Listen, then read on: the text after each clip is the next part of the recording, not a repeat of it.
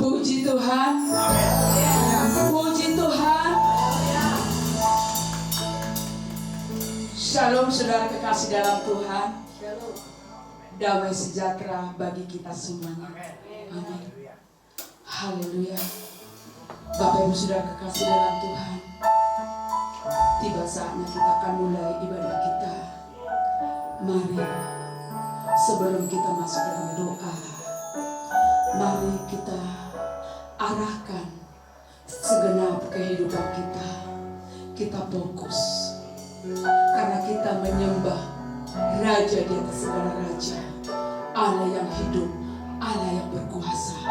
Mari Bapak Ibu saudara kekasih dalam Tuhan, kita beri yang terbaik kepada Tuhan kita, karena Tuhan kita sudah memberi yang terbaik. Saudara, ingatlah waktu kita ini singkat. Oleh sebab itu, mari kita menyembah Dia dalam roh dan kebenaran. Tuhan kita sedang mencari anak-anak Tuhan, penyembah-penyembah di dalam roh dan kebenaran. Selagi masih ada waktu dan kesempatan ini, Tuhan masih berkenan ditemui. Haleluya, haleluya, haleluya. Kita sama-sama berdoa. Haleluya. Shidara bataka. Shidara bataka. Shidara bataka. Glory, haleluya. Glory, haleluya. Terima kasih Bapa. Terima kasih Yesus. Terima kasih Roh Kudus. Engkau ajaib dalam hidup kami. Engkau dahsyat, Engkau luar biasa. Engkau sungguh heran dalam kehidupan kami. Saat ini kami boleh ada di tempat ini bersama dengan Bapa kami di surga. Ini semua hanyalah karena kasih dan anugerah Tuhan. Terima kasih Bapa, terima kasih. Kami patut bersyukur. Kami patut bersyukur karena Tuhan kami baik. Baik, tidak pernah terlambat kasih-Mu kepada kami Tuhan. Benar kasih-Mu Tuhan, begitu jauh langit ke bumi, begitulah dalamnya kasih-Mu kepada kami Bapa. Tinggi luas lebar dalam Tuhan, tidak ada bandingannya, tidak ada duanya Tuhan kasih-Mu. Terima kasih Tuhan. Sepanjang minggu ini luar biasa Engkau memberkati kami. Napas kehidupan, kesehatan, waktu ini semua Tuhan berikan kepada kami. Kami patut meninggikan Engkau, kami patut mengagungkan Engkau, memuji-muji Engkau dengan segenap hati kami. Haleluya, haleluya. Kami mau angkat pujian ini. Peganglah tanganku Roh Kudus. Tanpa Roh Kudus hidup kami sesat. Kami butuh Engkau Allah Roh Kudus memimpin hidup kami. Haleluya, haleluya.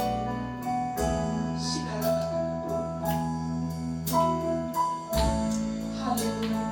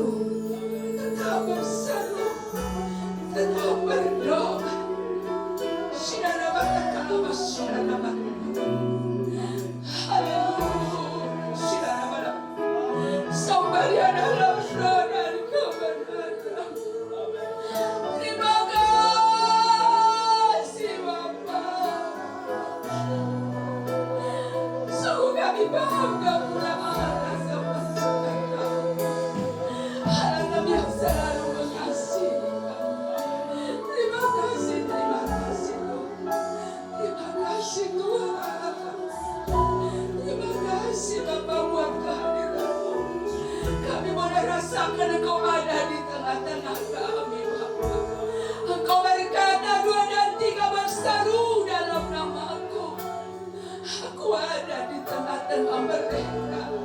Kami yakin percaya Yesus Raja di atas segala raja. Ada bagi kami, ada di hati kami, ada di tempat ini melawat kami. Yang sakit sudah disembuhkan, yang lemah dikuatkan, yang mengalami kesusahan diberikan penghiburan. Terima kasih Tuhan. Mari Allah Roh Kudus bekerja dan leluasa. Ini kami Bapa, apa pesan-Mu sampaikan kepada kami Tuhan. Sebentar lagi kami akan mendengarkan suara-Mu lewat hamba-Mu Bapa, dalam nama Yesus. Dalam nama Yesus pakai hamba-Mu dengan heran dan ajaib Tuhan. Kami serahkan hamba-Mu, Engkau yang berkuasa atas hidupnya Tuhan. Hikmat bijaksana limpahkan segala acara kami, perjamuan kudus juga Tuhan. Saat ini Tuhan, mari Engkau berkati. Mari Tuhan berkati acara ibadah kami, persembahan kami, korban kami Tuhan. Biar semuanya kami persembahkan hanya untuk-Mu ya Bapa. Biar berkenan kepadamu. Kuduskan dalam nama Yesus. Haleluya, haleluya. Kita tetap dalam hadirat Tuhan. Haleluya, kudus, haleluya. Kudus Tuhan, kudus nama-Mu. Amin Tuhan. Ku beri syukur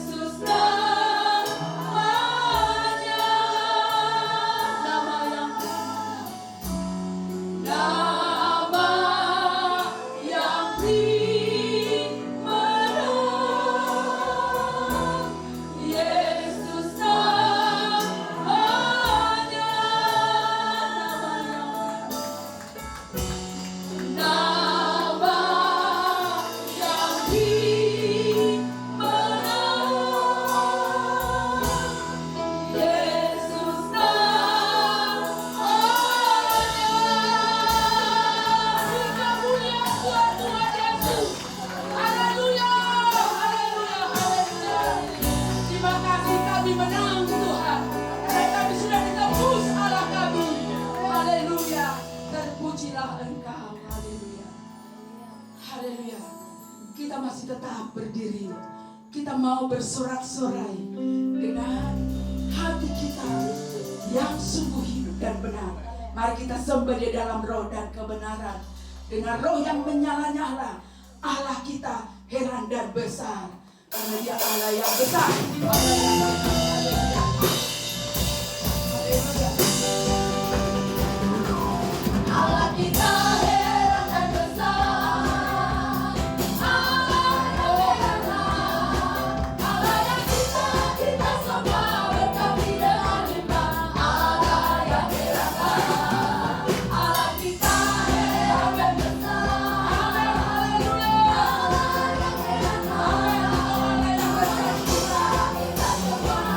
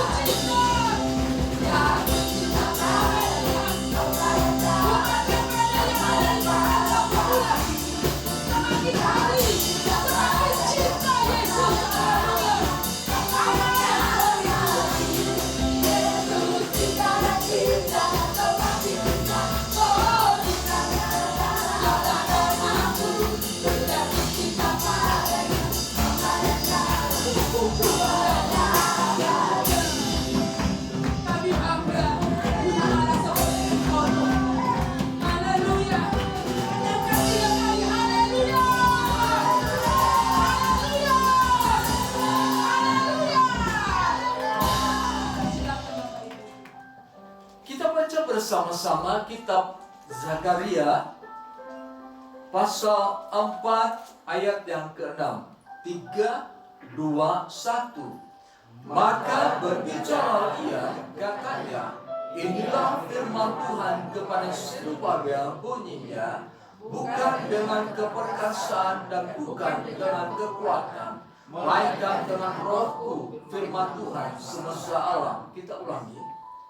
Maka berbicara ia, katanya, inilah firman Tuhan kepada Zerubabel, bunyinya, bukan dengan keperkasaan dan bukan dengan kekuatan, melainkan dengan rohku, firman Tuhan semesta alam. Puji Tuhan, silakan duduk. Saudara yang kasih dalam nama Tuhan Yesus Kristus, Salomo mendirikan bait suci. Allah berfirman, rumah ini akan kujadikan sebagai rumah persembahan. Artinya bangsa Israel akan membawa segala persembahan ke dalam bait suci. Allah juga berfirman kepada Salomo, di rumah inilah aku akan mendengarkan segala seru doa bangsa Israel. Kemudian Allah juga berkata kepada Salomo, mulai saat ini hati dan mataku akan ada di dalam rumah ini. Jadi ini merupakan suatu kehadiran Allah di bumi jika seseorang datang ke bait suci. Mereka bisa berjumpa dengan Allah lewat seorang imam besar. Nah, Allah berfirman kepada Salomo, Salomo, kalau engkau hidup sesuai dengan firman-Ku, engkau melakukan firman-Ku, dan engkau terus berlaku sesuai dengan apa yang Kuajarkan, maka diberkatilah engkau dan bangsa Israel. Tetapi jika engkau tidak berlaku benar di hadapan Tuhan, jika engkau tidak mendengarkan suaraku, jika engkau tidak melakukan firman-Ku, maka rumah ini akan Kuhancurkan. Bait Allah ini akan Kuhancurkan, akan Kurobohkan, akan Kubuang. Saudara, pada saat bangsa Israel hidup tidak sesuai dengan firman Tuhan, melanggar firman Tuhan, hidup semaunya saja, Allah membuktikan perkataannya. Ketika seorang raja Sedekia yang menjadi raja atas kerajaan selatan Israel dan seluruh warga mereka hidup melanggar firman Tuhan. Mereka tidak berpegang kepada firman Tuhan. Bahkan mereka mengolok-olok firman Tuhan. Setelah itu Allah langsung melakukan apa yang pernah Dia katakan. Bait Allah dihancurkan oleh seorang raja yang bernama Nebukadnezar. Bait Allah dibakar. Bangsa Israel ditawan di pembuangan selama 70 tahun. Kemudian setelah 70 tahun pas, Allah ingat akan janjinya, dan Yeremia berkata bahwa 70 tahun Allah akan mengembalikan bangsa Israel ke tanah perjanjian. Nah, pada saat 70 tahun genap, Allah mengembalikan Israel ke Yehuda. Dan di sana mereka melihat bait Allah sudah hancur. Nah, kemudian Zerubabel dengan teman-teman dan para nabi yang lain, para imam, mereka mulai membangun bait Allah. Ketika bait Allah dibangun, ada tantangan dari orang-orang sekitar. Ketika bait Allah dibangun, ada orang yang berupaya menyusup masuk dan berkata, kami juga ingin membangun bait Allah. Kami juga ingin bekerja sama dengan engkau supaya bait Allah dapat kembali dibangun. Tetapi Zerubabel berkata, kami tidak memerlukan engkau. Artinya pekerjaan Tuhan harus diselesaikan, dikerjakan oleh orang-orang yang memang memiliki hati yang tulus untuk melayani. Pekerjaan membangun bait suci harus dikerjakan oleh orang-orang yang memang memiliki hati mengasihi Tuhan. Bait suci memang harus dibangun oleh orang-orang yang beriman kepada Tuhan. Ketika pembangunan bait suci dikerjakan oleh orang-orang yang sehati, terarah kepada Tuhan, dan digabung dengan mereka yang tidak sehati, digabung dengan mereka yang hidupnya tidak benar di dalam Tuhan, ini adalah suatu karya yang tidak murni di hadapan Tuhan.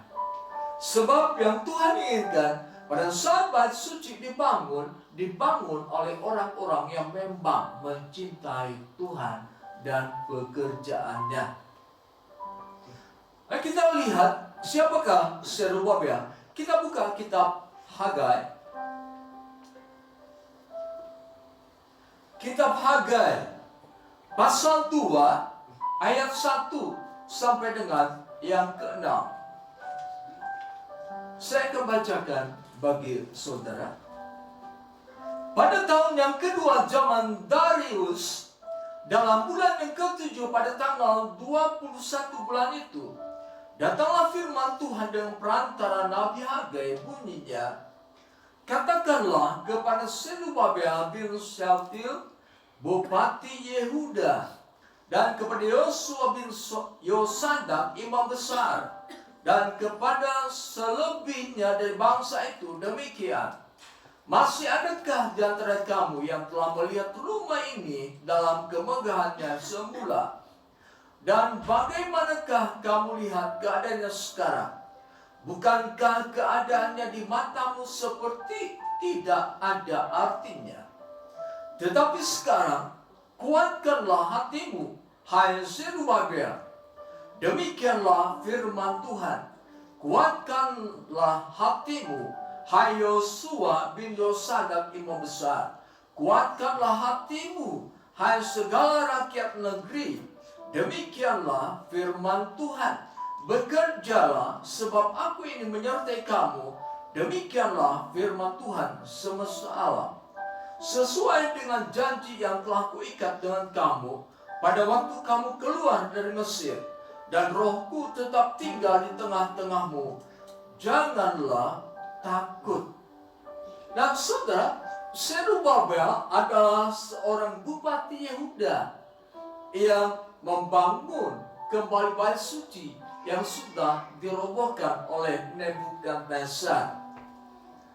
Pada saat pembangunan bait suci sudah selesai, firman datang lewat seorang nabi bernama Zakaria, katakan kepada Zerubabel bahwa bukan dengan keperkasaan, bukan dengan kekuatan, melainkan dengan rohku semesta alam.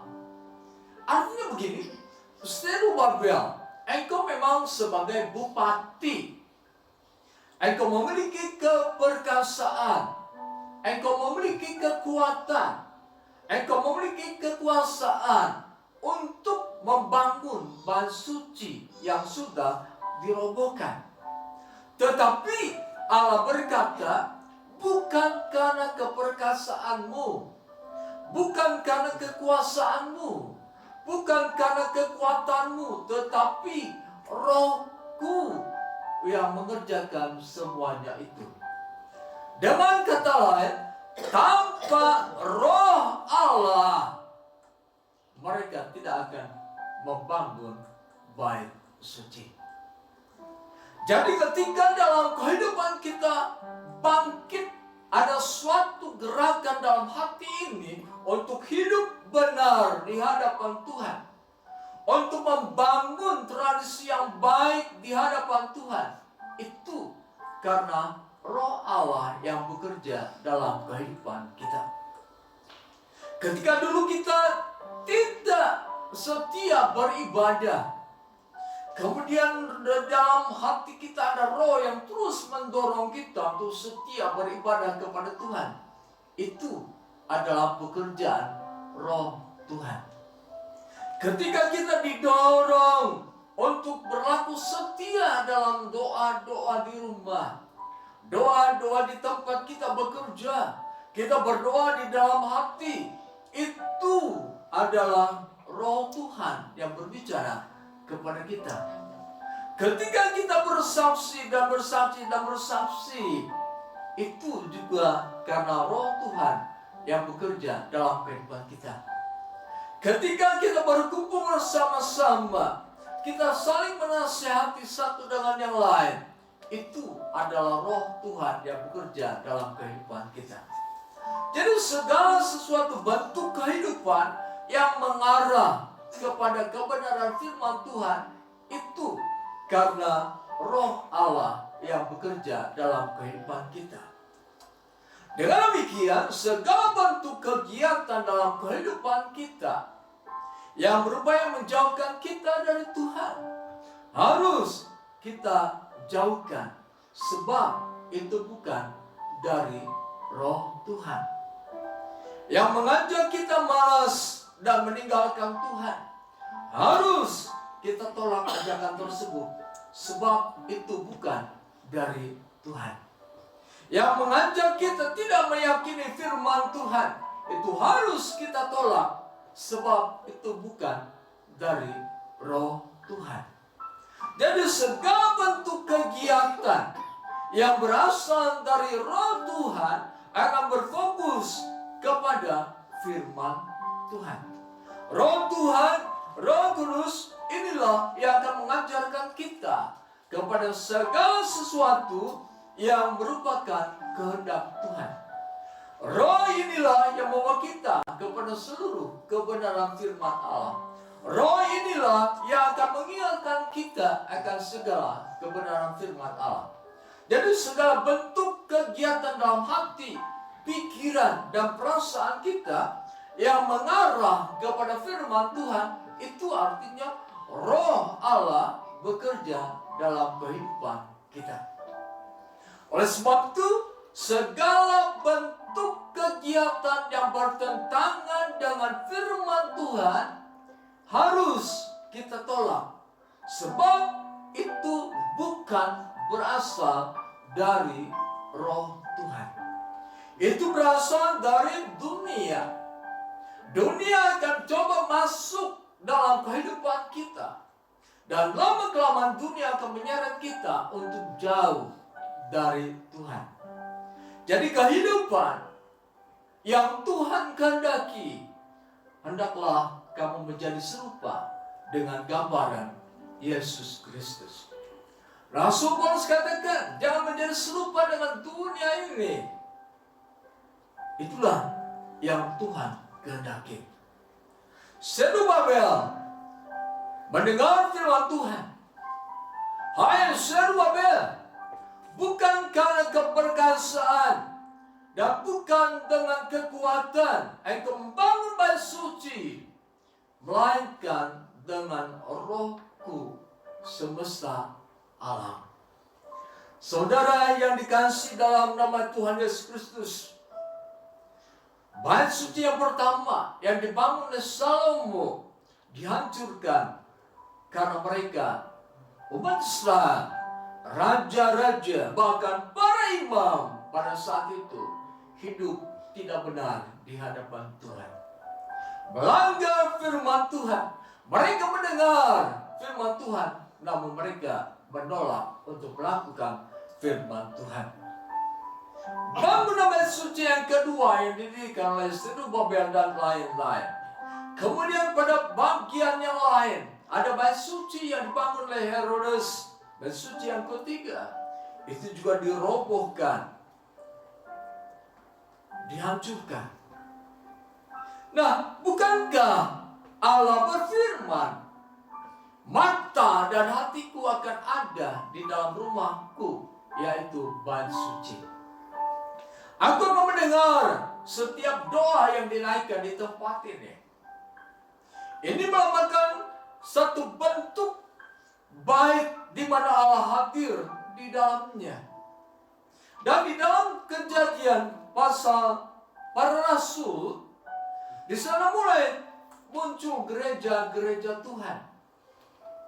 Di sana juga di dalam gereja Tuhan Allah akan berfirman, Allah akan bersabda. Di dalam gereja Tuhan juga Allah mendengar seluruh doa yang dinyanyikan oleh umat-umatnya. Namun ada sesuatu yang lebih dahsyat lagi yang Allah kerjakan. Bahkan yang lebih pribadi sifatnya, bahwa Allah tinggal di dalam diri kita. Mari kita perhatikan dalam kitab 1 Korintus pasal 3 ayat 16. Demikian dikatakan firman Tuhan. Tidak tahukah kamu bahwa kamu adalah bait Allah dan bahwa Roh Allah diam di dalam kamu? Pada saat bait Allah pertama dibangun, dikatakan Roh Allah ada di tengah-tengah kamu. Pada saat bait suci yang kedua dibangun oleh Zerubabel dan juga orang-orang pilihan Tuhan, dikatakan dalam kitab Hagai pasal 2 tadi, Rohku ada di antara kamu, Rohku ada di tengah-tengah kamu.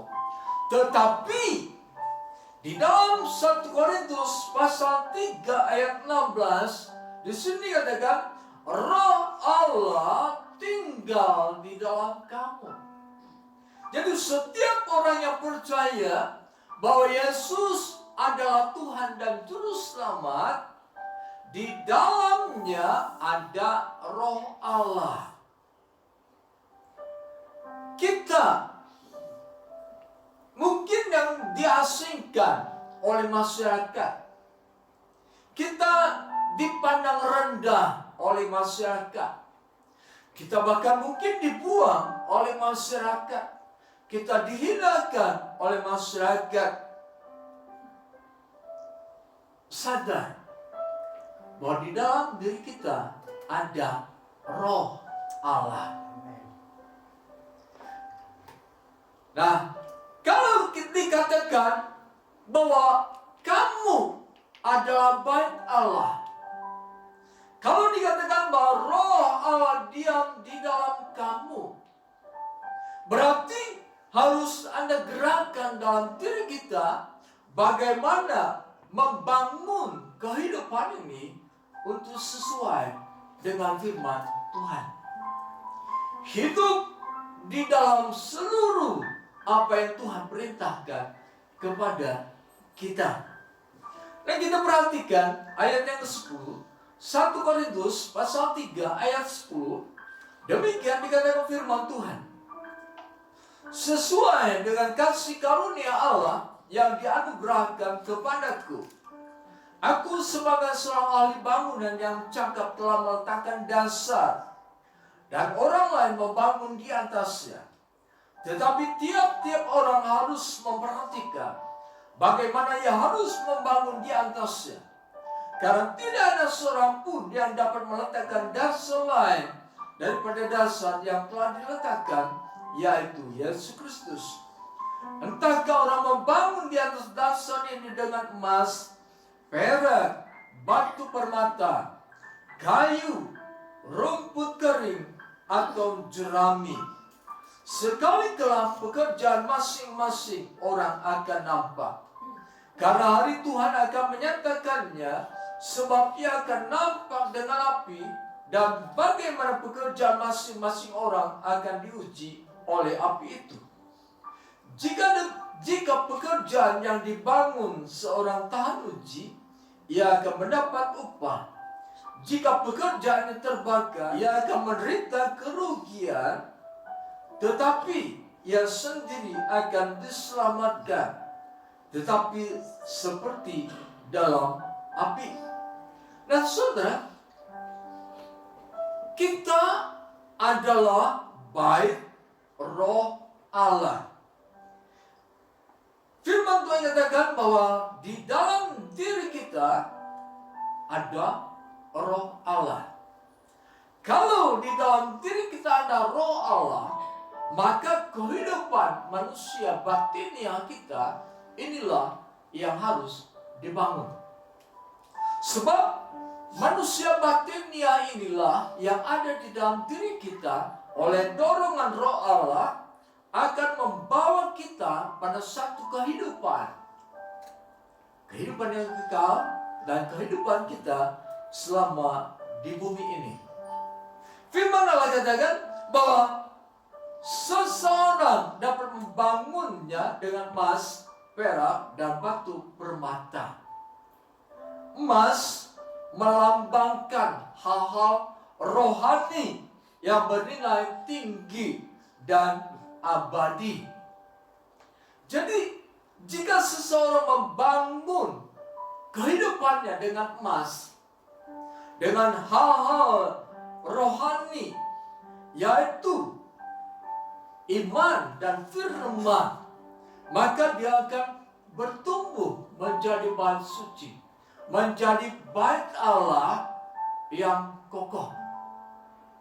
Firman Tuhan berkata, pada saat api akan menguji kehidupan seseorang, api berbicara tentang pencobaan, api berbicara tentang kesengsaraan, api berbicara tentang kesusahan, api berbicara tentang penderitaan. Ketika seseorang membangun dengan emas, membangun kehidupannya dengan iman dan firman, pada saat pencobaan datang, pada saat api pencobaan datang, pada saat kesusahan datang, dia tidak akan roboh, tidak akan hancur.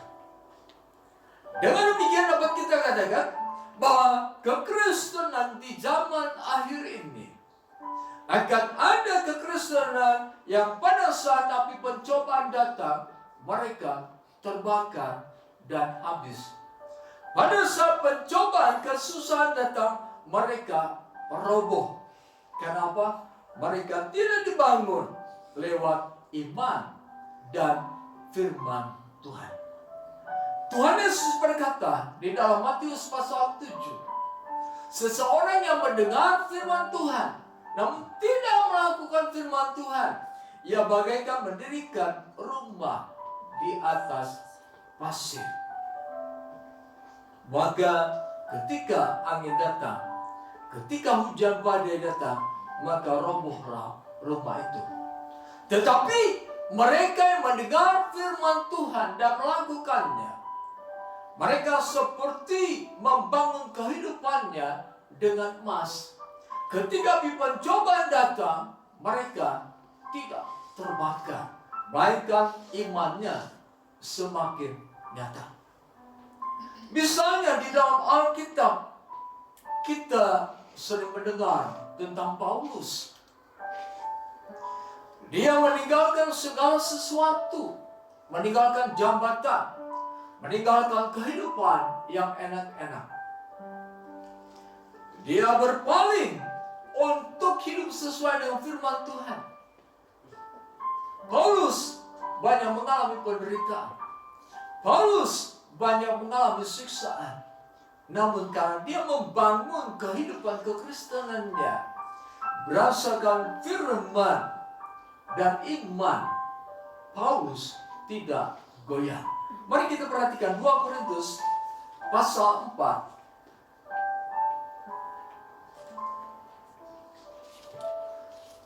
2 Korintus pasal 4 ayat 16.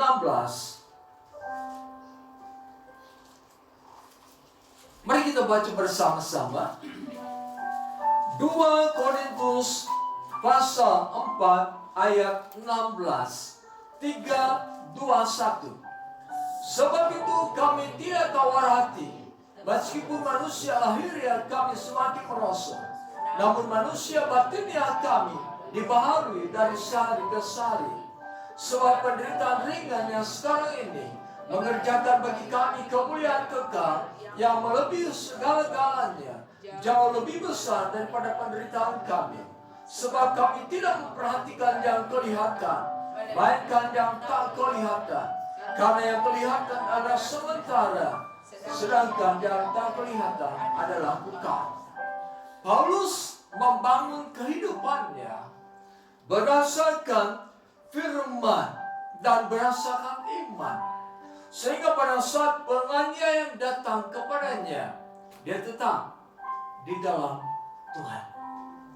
Sekalipun kesusahan menerang kehidupannya, sekalipun fisiknya mengalami kehancuran, namun dia tetap di dalam Tuhan. Di sini dikatakan kami tidak tawar hati.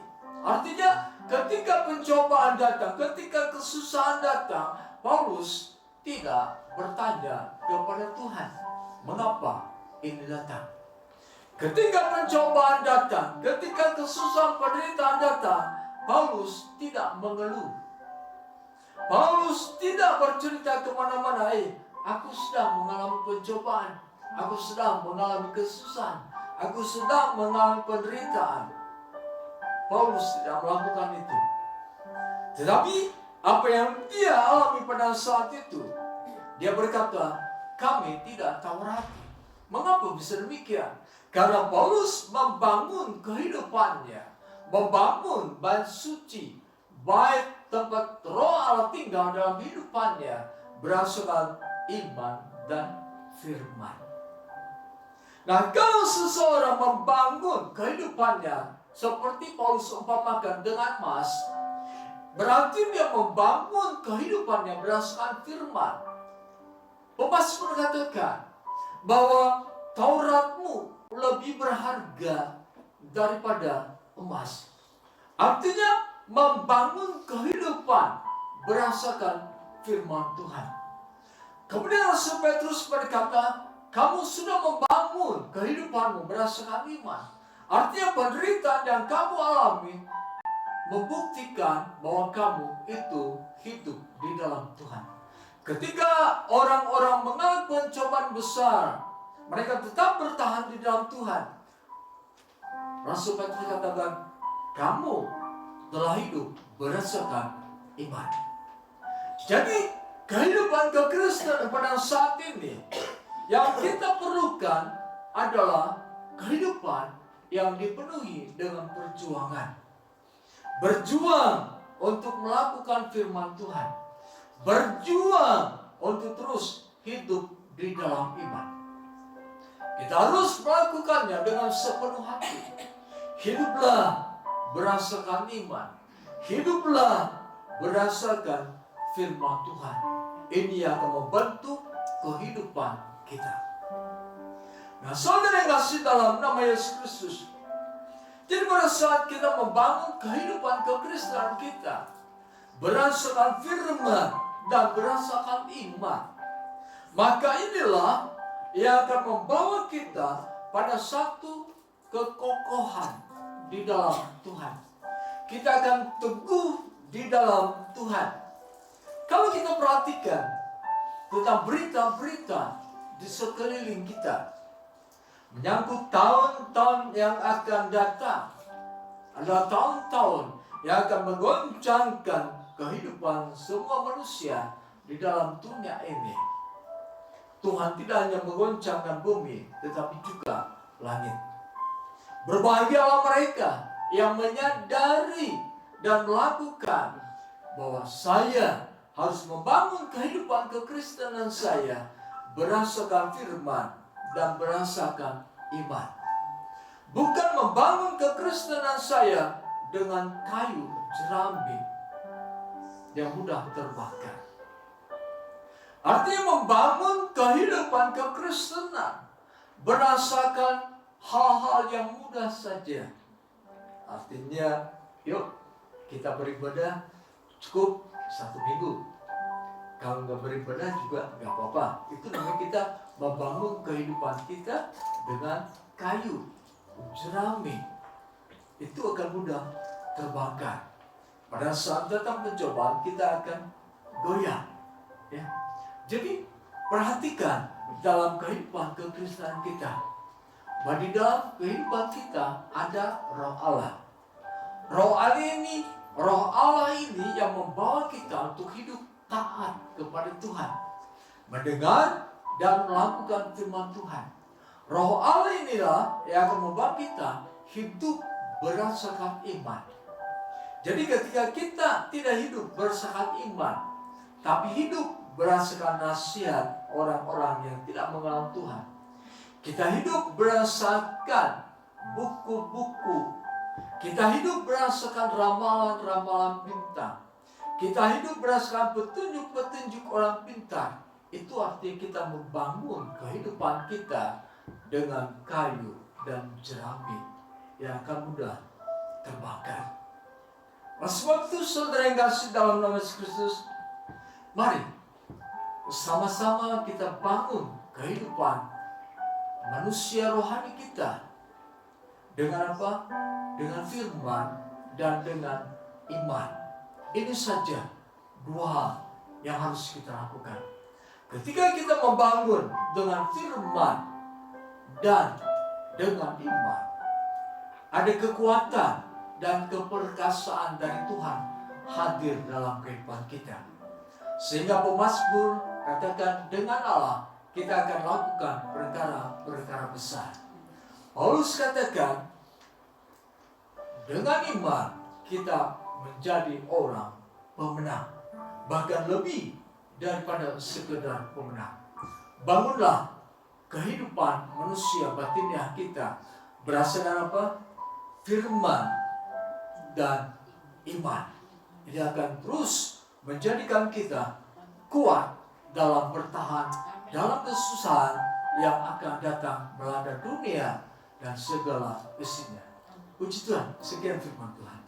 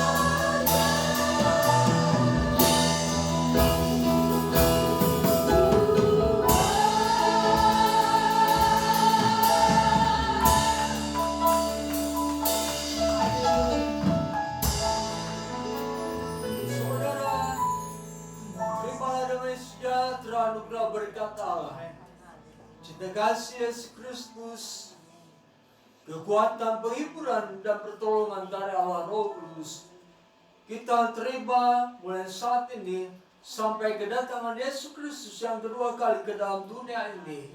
Di dalam nama Tuhan Yesus kami berdoa. Haleluya. Amin.